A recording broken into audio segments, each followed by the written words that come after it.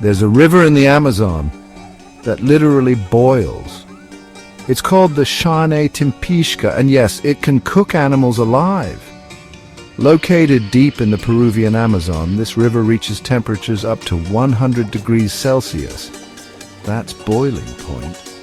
But what's crazy is, it's nowhere near a volcano or hot spring. Scientists believe deep earth faults heat the water before it bubbles up through the jungle floor. Local tribes consider it sacred, a place of healing, mystery, and danger. Would you dare dip your finger in the boiling river of the Amazon?